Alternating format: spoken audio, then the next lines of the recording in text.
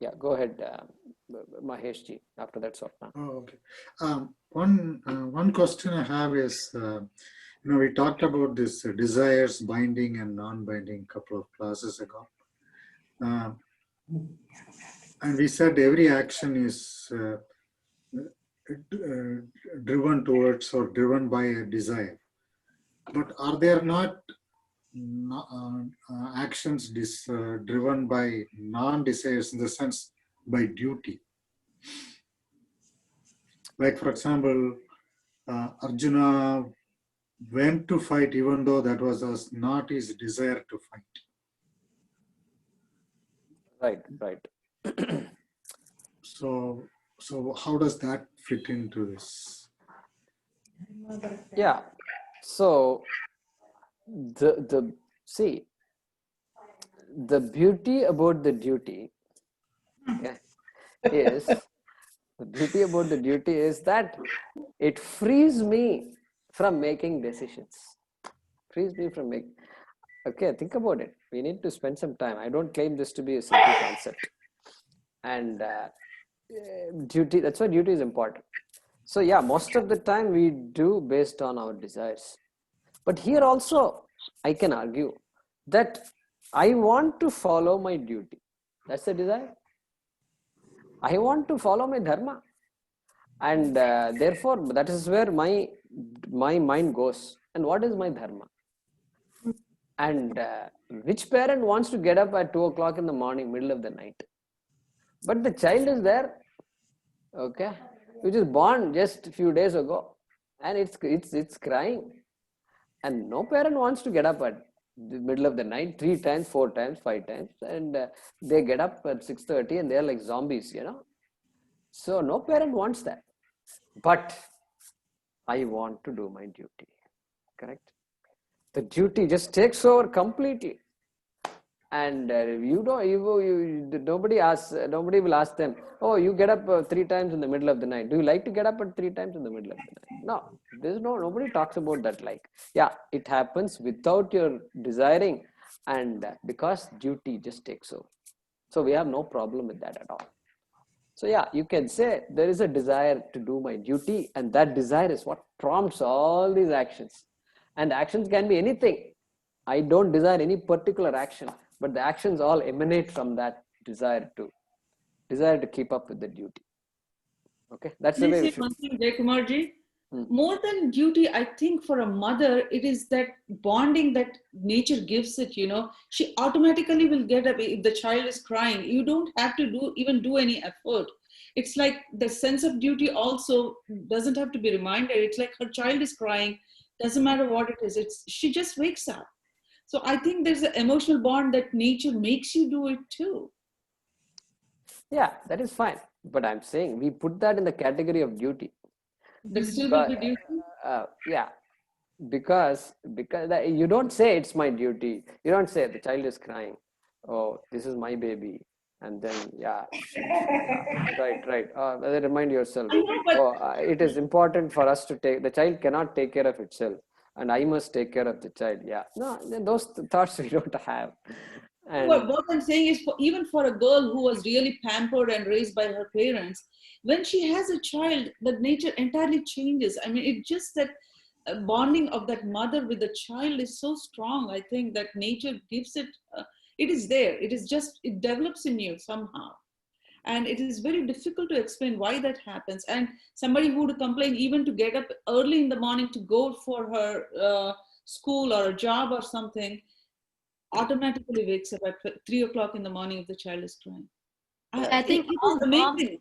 So here's the thing. I think all moms in this group understand that, because I can testify to what Mohini is saying, because I could feel a physiological change in me when I had a baby that just binds you to the baby. Yeah, it's God-given, Jaykumarji. You cannot explain it. So it's God-given, but we also hear stories where mothers, what do? they don't seem to give the care that is needed for the child to the extent that the child is abandoned. To the extent, I'm not saying it is common, but you do hear stories Yes, How come that bondage doesn't work for some people? Then we will say, people are either mentally, there has been a problem, usually drugs. Mothers who are addicted to drugs cannot take care of their children. That's an unfortunate thing that they have children. And I think it's a cultural thing too. It is, in Western world, a baby probably sleeps separate room. They sometimes I know I hear cases people don't even hear. Yeah, so I think so. We without getting too carried away in this discussion, the purusharthas are 4 in number: dharma, artha, kama, moksha. There is no fifth thing. Okay, there is no fifth purushartha. Okay, so therefore, whatever you do has to fall in one of these 4 categories, and so we put it in the dharma category because that is the dharma of the parent. And even though it's so natural, remember one thing. We should know one thing. What is natural to you as a parent taking care of the child? Okay. Dharma is natural. Dharma doesn't mean dharma is imposed on me. Okay. Dharma is imposed on me. Dharma should be natural. Initially, I am trying to follow dharma. But later on, this speaking the truth and all is so natural to me that no amount of coaxing, no amount of money, no amount of all these things, the carrot that is put in front of me can make me go opposite to the dharmic act. Okay, that means what? That person, there's no longer a deliberation. Should I not? Should I not is not there. So spontaneous at that time. When you practice it for a long time, it becomes spontaneous. But that practice, you don't need to raise a child, I think. Yeah, that is fine. That's a good thing. Thankfully, it's a good thing, because otherwise then all parents should have some kind of these classes. Everybody should have a classes. We are going to become a parent and the child is dependent on you, and it can't drink milk by itself, and you have to lift it. Imagine having a set of classes for this kind, for childbirth and all that. Even though classes are held for other reasons, I understand. But taking care of the child is natural for a parent. So thankfully it is natural. And so, so there are certain things that fall in dharma which are very natural to us. No doubt about that. And everything you explained is said is also, of course, valid. Yeah, Ami, go ahead. I had a question. Yeah. So just talking a little bit off topic, but on the same topic, is we say one doesn't have to be attached, but one has to love. Now, when you love a child, there is definite attachment, and there is definite things like my child doesn't listen to me. I need to give it basic understanding that you have to follow, say, instructions or something. So how do I understand what is attachment as far as the child concerned, and what is to let go of the child and be free? I'm not following that part right now. Right. So, yeah, it's a good question. It's a conflict that everybody will have and should have, because that means dharma is at work. Dharma is at work. And when do you tell something to your child? When do you force your child to do something? These are all constantly a parent has to worry about this. And as a baby, there are one set of rules. As a teenager, another set of rules. Correct? Baby is totally helpless. So therefore, you do certain set of things, and the baby is growing. And then it begins to speak back at you. No. Once it learns no, that's when all trouble starts. My God, I wish this baby didn't, open the mouth and then no. And that's the scariest moment for the parent. And constant struggle is there. Yeah, so nothing wrong with the baby saying no. Nothing wrong with you saying no. That's the way it works. And nothing wrong in having a few, few battles at home. That's all fine. Let the child learn that this is how it is. This is how the child learns dharma. Otherwise, what? You allow the child to pick up everything. You go to the mall and picks up this and picks up that, because the child doesn't know any better. And constantly mom has to go after the baby. No, how many times I've seen this? And they run. They're in the cash counter, but the mom is running after the baby. But Jaikumar ji, sorry, I'm speaking out of turn. This also needs to change. What we have to recognize that this particular behavior of the parent needs to calibrate as the baby grows. Is it not I mean, most of the time, if you're treating a 13-year-old like you treat a 3-year-old, you're probably getting into a, well, that's a very untenable situation. So the point is that little, as we said, viveka, to be able to recognize that the needs, emotional needs or whatever, are changing as the baby is growing, developing. I think that's where maybe, that's where I think there's a trap, and people look at their 20-year-old child as they look at, when he or she was 3 or 4 years old. I think that's probably the root of some of these difficulties in the parent-child relationship. Yeah. So I was coming to that, and so the idea is that's why I said earlier on, the taking care of the baby, the infant, is different from taking care of the teenager, and that's precisely what it is. So one has to be clear. The parent has to be clear about the psychological development of the baby. Physical development is very clear. Age is going, and the baby is becoming taller and taller, and you go to the mall and buy newer and newer things. The previous dresses don't work. All this we are clear. But psychologically also the child is evolving. Am I responding to that psychology? And that's why a mature parent will say, now you are old enough. You can go to the kitchen and do this yourself. Look at that. What? No, you can do it yourself. Everything is there. All you have to do is open the vessel and just pour it in your glass and take it. And so first time the child may be wondering, what is this? But that's okay. That kind of growth is there. The parent can't say, no, I've been affectionately feeding the child, and now the child doesn't come to me at all. And it's opening the refrigerator and eating food by itself. Yeah, this is the emotional, this is subjectivity, right? I give in to my emotions. No, the child is supposed to stand on its own legs. And if I don't allow it to do that, then I am ruining my child's life. I am reminded of an example somebody gave. It seems the guy was watching a butterfly come out of its pupa, okay, that thing out of which the butterfly comes out. And then he felt so compassionate. And then he went and broke the pupa like this. And then what happened? The butterfly fell down. Fell down and never to get up. Do you know why? Because in the process of coming out of the pupa, the butterfly is pushing its wings. That is the only time it learns to push its wings.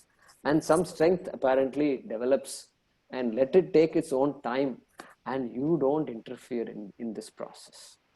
So therefore, the question for the parent is what? First of all, how is this growth going to happen for a child? Not easy. They don't teach all these things in school or college.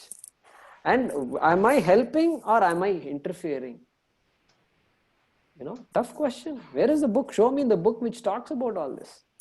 And so, yeah, sometimes it's good to hear from psychologists, and they have parenting, sessions, and how to parent a young child, how to parent an older child. These sessions are there. I think they are very good sessions because these ideas have to be clear. And so finally, the child has to stand on its own legs. Once he or she is an adult, that's why we say adult, okay?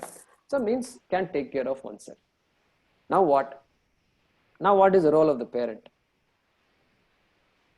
They say a doting parent. I can be a doting parent. Means still emotionally, fawning over the boy or the girl. No, that's not correct. It's neither good for the parent nor good for the child. Wrong role modeling for the child. Child thinks that's the way to behave, and then when the child grows up, adult grows up, gets married, he or she will do the same mistakes because proper role modeling is not there. And stand up and you be on your own. Be on your own. So important. Sometimes you see all this, Kamala Harris and all that. You see the stories and all that. What a tough childhood they must have had.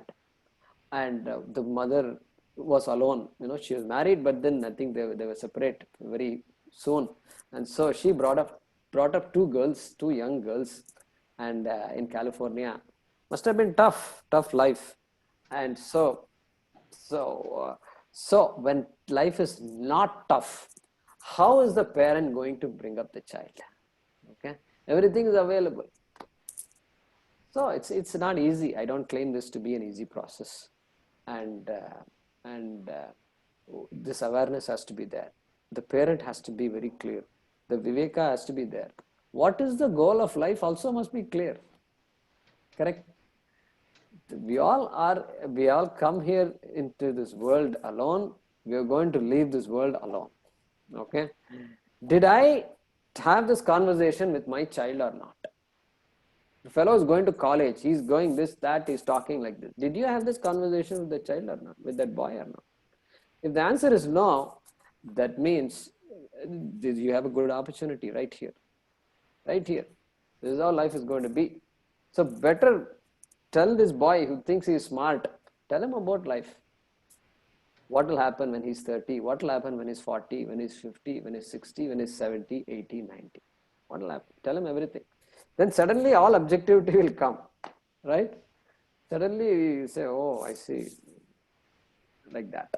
So we have to have some serious conversations with our children, and parents also. As parents, we have to say, sometimes you have to let go.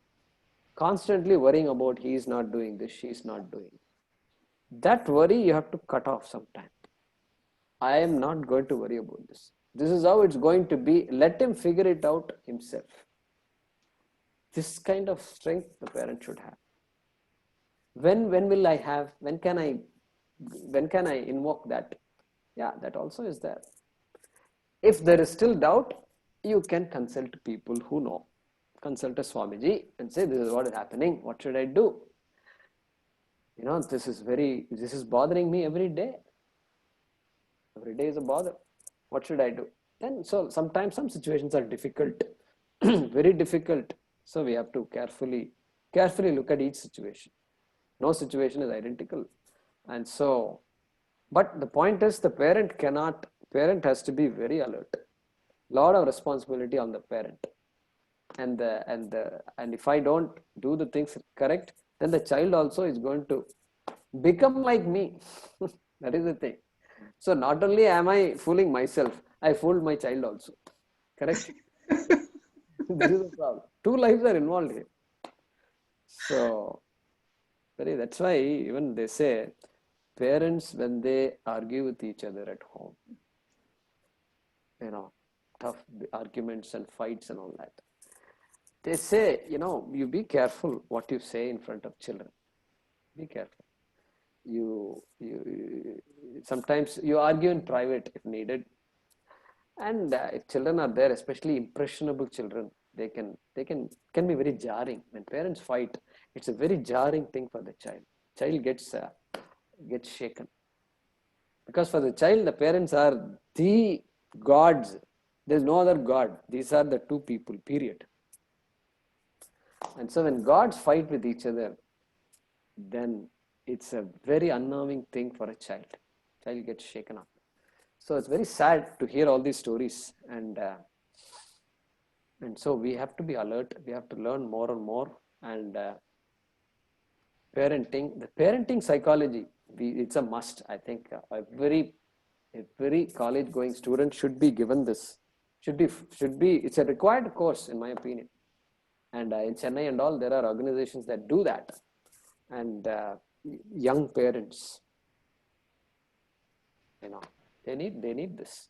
Sooner the better, is it not? Sooner the better.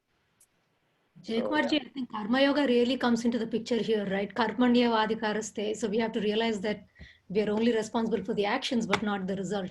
I think a lot of times we try to, we are expecting a certain result from the kid. So that's where we get caught up in it.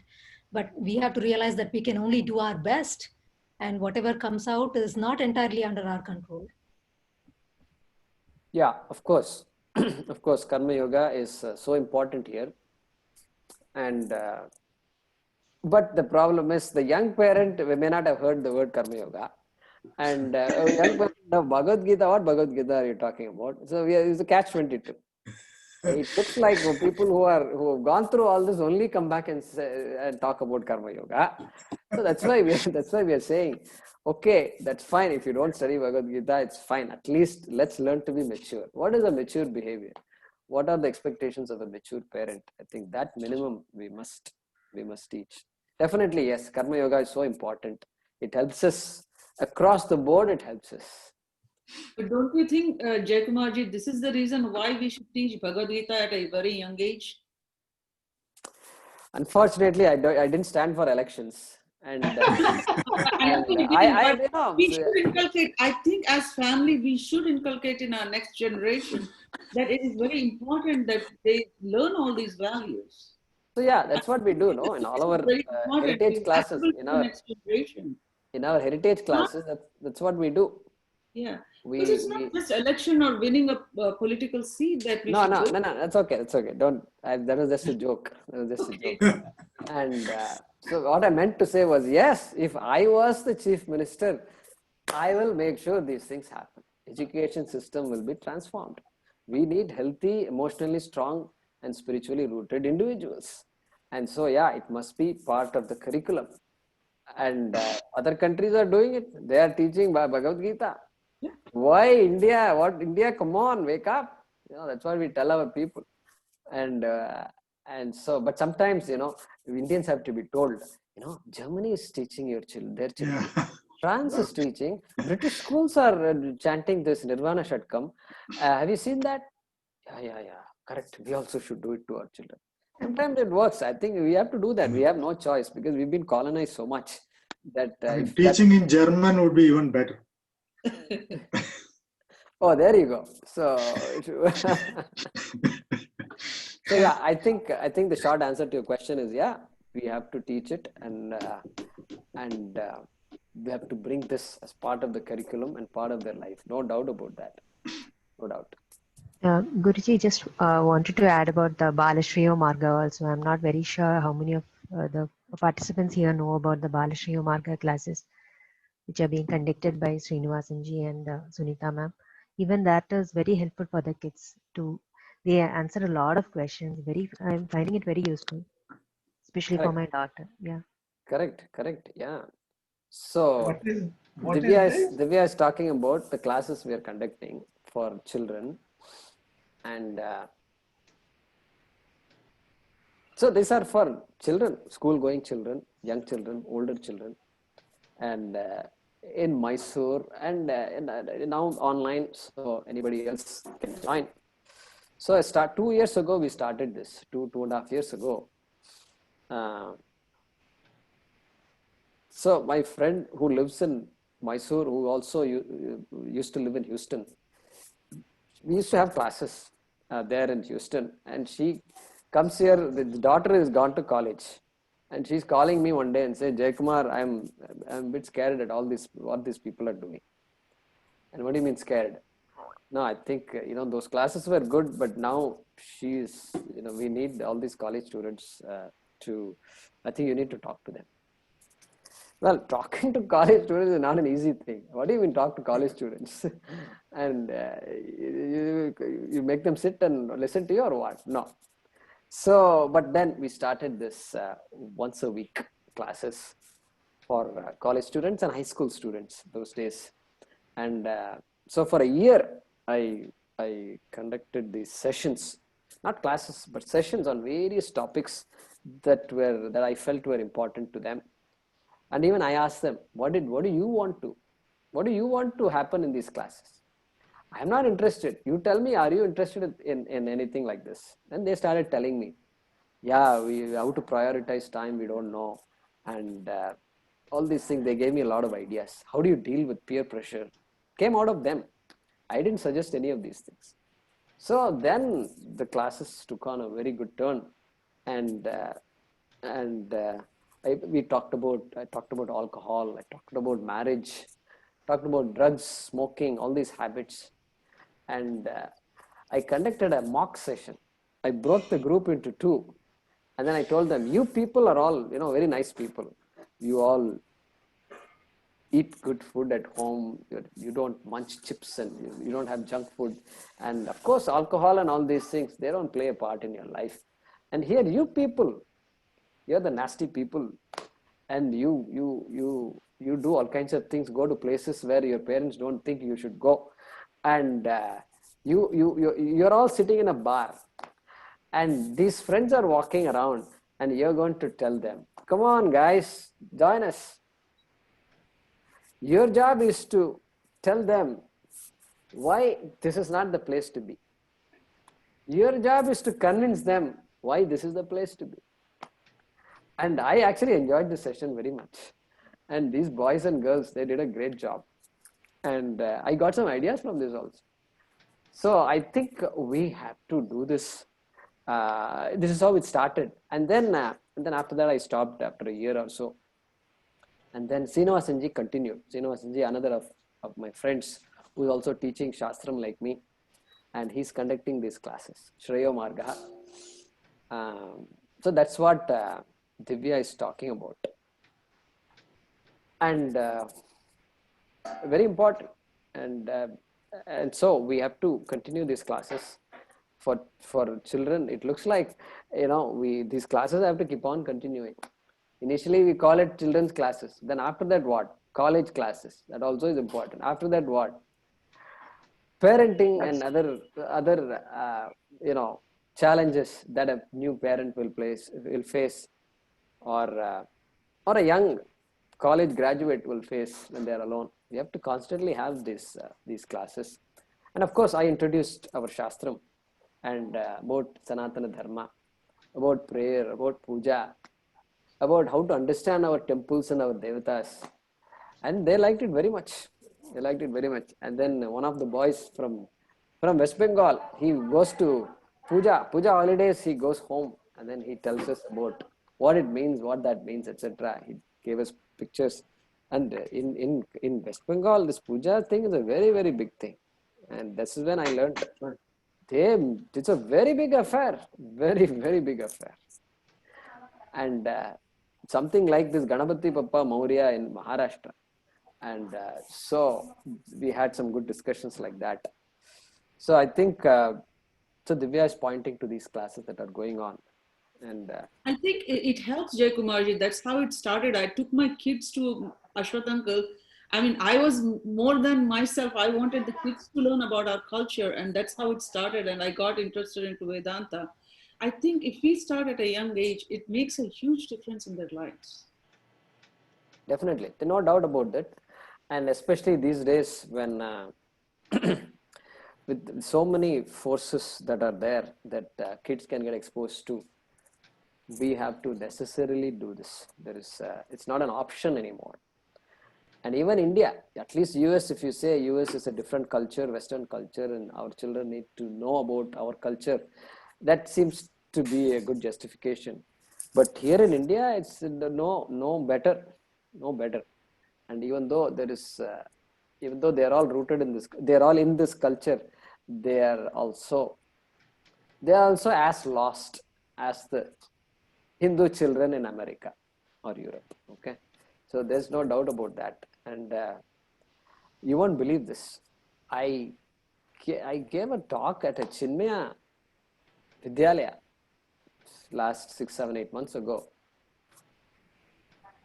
And after the talk, the girl comes running to me and says, This school is making me study. They are not teaching me about my country and my culture. And this was more about Indian history and things like that. And this girl apparently was an avid reader also. And so she opened up. This is probably just in 7th or 8th grade. And the point is that this academics in India is a massive overhaul. It's a massive overhaul. And parents who are aware of it, they have to be very clear that I am not going to push my child. This pushing my child is creating more problems than solutions. And I'd rather let him be happy, let him do what he wants. Yes, I will help him, whatever it is. He has to, work hard. All that is fine. But outside of that, I'm not going to force that person. I want him to be this, an astronaut and doctor and all that. This idea as parents have to let go. And so this is very important. So yeah, this is a big area. It's a challenge. It is a challenge that we are constantly thinking about. And so until all this education system changes in India, parents have to just take charge.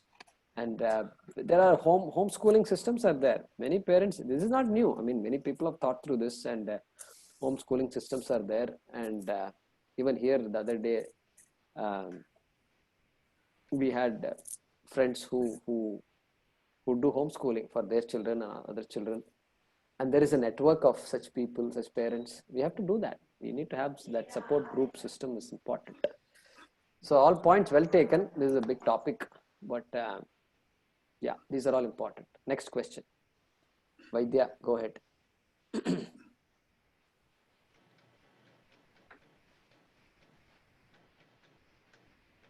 Go ahead and unmute yourself. Yes, sorry, it took a while for me to unmute. Yeah, you mentioned about dharma, and Mohini ji also said about how mother instinctively, has that bonding with the child. And I was thinking, Puja Swamiji always used to describe dharma, you remember, as a critical manifestation of Ishvara, right? Correct. So what can be more natural than that? Correct. So Vaidya is talking about this, when we discuss Ishvara, as manifest in this world, as all the laws in this world, correct? Every law that we have studied and every law that we don't know, everything is Ishvara. So one of the laws, Swamiji says, don't forget, and that law is the law of dharma. And that dharma comes natural to us. The more natural it is, the better. And that is also a manifestation of Ishvara. That's what Vaidya was talking about. Very important. Dharma is there only for a human being. And the fact that even the guy who lies his way through knows what dharma is. Correct? He knows I'm lying. He knows I need to cover myself up. He knows very well what dharma is. But there is something else that's forcing that person to behave in a particular way. Yeah, good point, Vaidya. Swapna was there. She had a question some time ago, but she's not here now. So, okay. Anil, go ahead. Yeah, in the sloka number 57, there is a word, tat tat. What does that mean actually? Tat tat. It means as and when they come. So we didn't elaborate on that. So as and when pleasant and unpleasant situations arise. Tat tat. That's the meaning of tat tat. Okay, so you can add as and when they come. As and when the person encounters pleasant and unpleasant. Okay, dhanyawad. Yeah.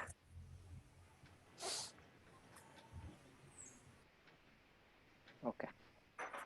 Good. Let's see any messages here. Oh, there are 29 messages.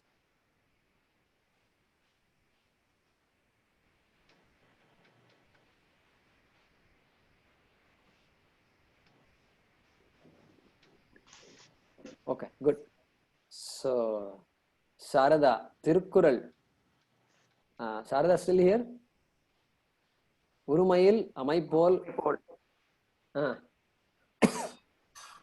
இந்த அடக்கல்ல அற்றின் இருமையும் ஏமா புடைத்து ஏமா புடைத்து.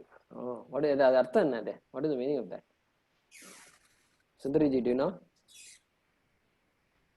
பொறுமையுள் ஆமை போல். No, this அடக்கல். So the அடக்கல். அடக்கல். ஆமை. ஆமை போல். ஆமை.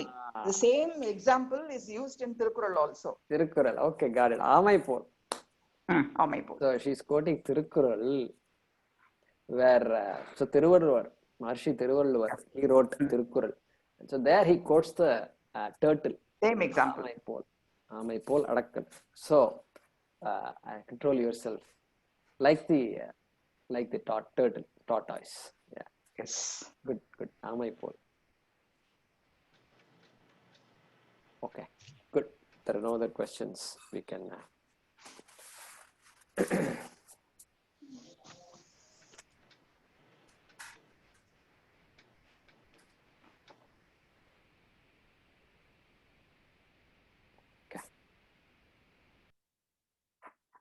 Om Namo Bhagavate Vasudevaya Dhanvantaraye Amrita Kalashahastaya Sarvamaya Vinashanaya Trailokyanataya Shri Mahavishnave Namaha. Om Namo Bhagavate Vasudevaya Dhanvantaraye Amrita Kalashahastaya Sarvamaya Vinashanaya Trailokyanataya Shri Mahavishnave Namaha.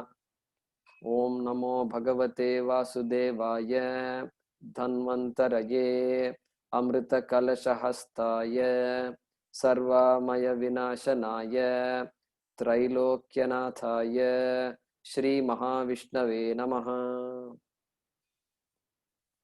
Om Shri Gurubhyo Namaha.